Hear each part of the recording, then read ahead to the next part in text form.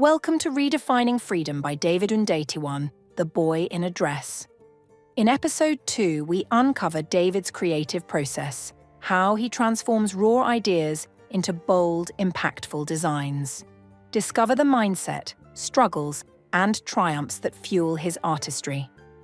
Okay, so you know how we had that deep dive into David's designs a while back? Yeah, his work is really something else. Well, ever since then, I've been kind of like stuck on like what makes his vision tick, you know? Yeah, I get that. And I think today, well, we're going to try to like unpack that a bit. Sounds fun. We did some digging and found all this research on some pretty surprising stuff, actually, like historical and artistic things that might help us understand him even better. Oh, cool. Like what? Well, get this. We're talking Coco Chanel, Kintsugi, even Lady Gaga. Whoa. Okay, now I'm really interested. Right. It's wild. So one of the big things about David is that he sees design as storytelling, especially when it comes to like messing with those traditional ideas about gender. Yeah, his pieces really are like visual stories. They make you think twice about what we think we know about being masculine or feminine. Exactly. And remember how we talked about his whole the boy in a dress thing? Oh, yeah, definitely. That really pushes boundaries. Totally. But how does that actually tell his story?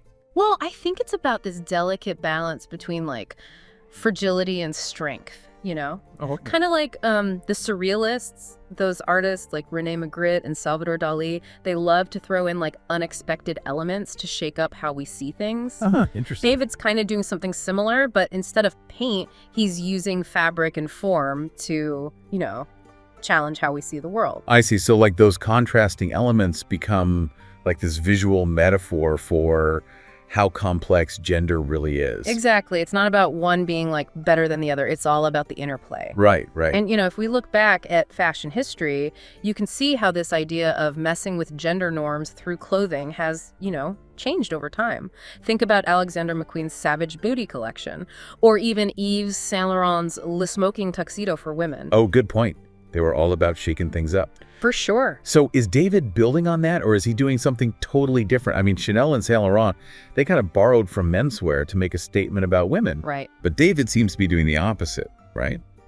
Taking from femininity to redefine what it means to be masculine. Yeah, and that's where it gets really interesting, I think. It's like he's flipped the script using those traditionally feminine elements to like expand what we think masculinity is, not erase it. It's almost like that yin and yang thing, isn't it? Totally. They're both challenging those rigid ideas about gender, but coming at it from different sides. And what's really cool is that all this is happening at a time when, you know, we're in this huge cultural shift about gender roles. It's like he's right in the middle of it all. Exactly. He's perfectly placed to like contribute to that whole conversation. Speaking of influences, remember how David always talks about Coco Chanel? Yeah. He loves her whole functional elegance thing. Yeah. But how does that translate into his work? I mean, his stuff is pretty avant-garde. It's not exactly a classic Chanel suit, right? Right. Well, that's where we gotta dig deeper. Okay. Like on the surface, their styles might seem totally different. But both Chanel and David, they're all about pushing boundaries, redefining what we think is beautiful or acceptable even. Oh, okay. Chanel, she like liberated women by bringing in menswear. Right, right. And David's doing the same, but for men, by bringing in feminine elements. He's not just copying her style, he's taking that philosophy and putting it into this totally new context. So it's not about specific designs, but more about that spirit of challenging the rules and being yourself. Totally. And it brings us right back to the boy in a dress concept. It's not just about the clothes. It's about like challenging what it means to be a man, you know, those deep down ideas. Yeah, totally. Like giving men permission to be in touch with their softer side without being any less strong. Exactly. And to really get that part of his work, I think we got to understand his connection to romanticism. Romanticism, like the art movement. Yeah. Think about those romantic figures like Lord Byron and Percy Shelley. They were already redefining masculinity way back then, embracing like tenderness and vulnerability right alongside strength and passion. Interesting. So he's drawing from this super specific historical movement, but how do we actually see that in his designs? Is it like a certain color palette or materials? It's more about capturing that feeling, you know, that emotional depth and the courage to express it. Okay, yeah. Think about those romantic paintings, the landscapes, the dramatic poses, how intense the emotions are. Yeah, I see that. David's designs, they kind of aim for a similar thing, evoking those feelings through how he drapes the fabric, the shapes, even the colors. Wow, I'm starting to see how all these pieces fit together. It's not just one thing. It's like all these influences working together to make his unique vision. Exactly. It kind of reminds me of artists like Frida Kahlo and Lady Gaga. They all seem to use their art as a way to explore identity and, like, being vulnerable. Oh, I love that connection. Kahlo, she did it through those self-portraits, showing her soul and even her physical struggles. And Gaga, she's fearless about pushing boundaries, using her music and those crazy outfits to say, this is me, accept it. They're all telling us to embrace who we are, just like David. It's not just about clothes. It's like this visual language for things we don't talk about enough. Those feelings and experiences that are often silenced or pushed aside. You got it. And that actually brings us to something else really cool about David's work, how he sees fragility as a strength.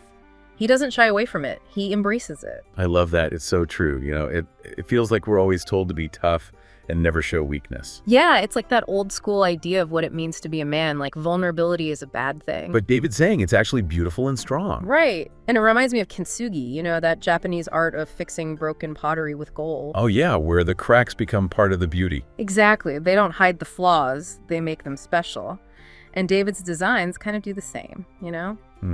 How so? He uses delicate fabrics and all these intricate details, even like see-through stuff sometimes, to create that sense of fragility. Yeah, I see that. But it never feels weak. There's always this confidence and intentionality behind it. So it's not just about how it looks, it's about the message, right? Yeah. That being vulnerable is actually a strength. Totally. And more people are getting that, especially younger folks who are challenging those old gender boxes. It's like he's part of this whole cultural shift towards gender fluidity and inclusivity. He's definitely a voice for people who don't fit those traditional labels. And do you think, like, could he be one of the leaders in this next wave of androgynous fashion? Oh, I think so. He's building on what people like David Bowie and Jean-Paul Gaultier started. Oh yeah, they totally blurred those lines between masculine and feminine. Exactly. Fashion became a way to express themselves and rebel against the norms. I remember seeing those pictures of Bowie as Ziggy Stardust. That makeup, those jumpsuits, it was revolutionary. Totally.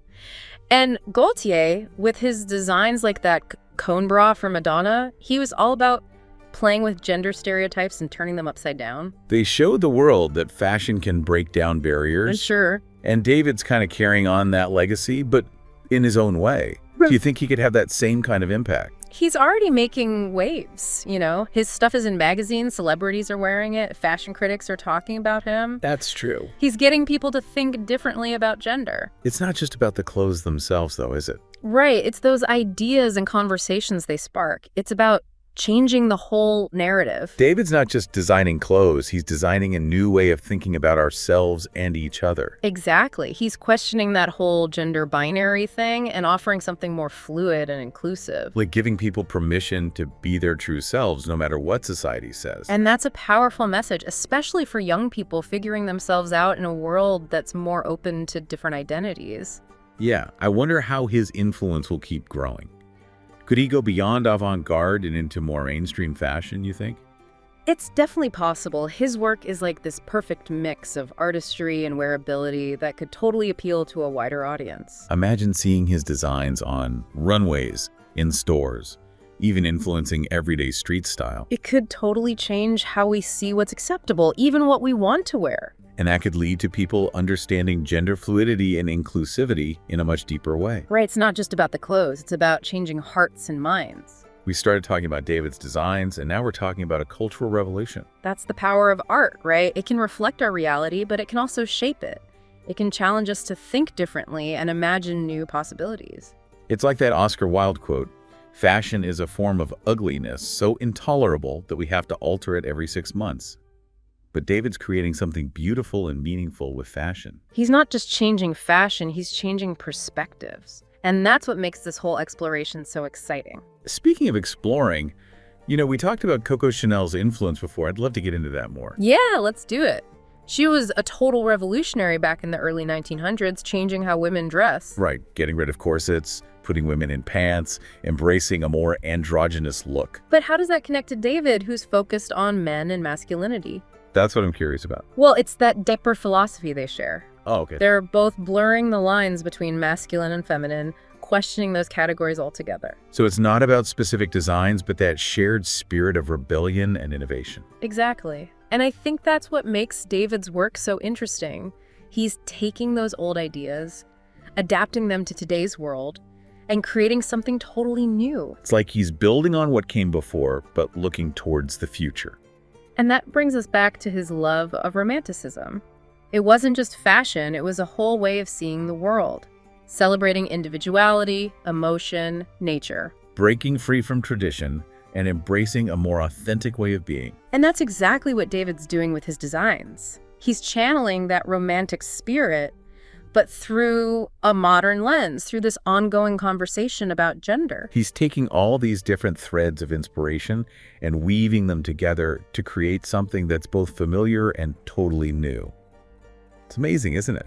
How he takes all these different things and makes them work together. He's a true visionary, not just following trends, but making them. Yeah, and it's not just about pretty clothes. There's a real message there. It's about the stories they tell, the things they make us think about.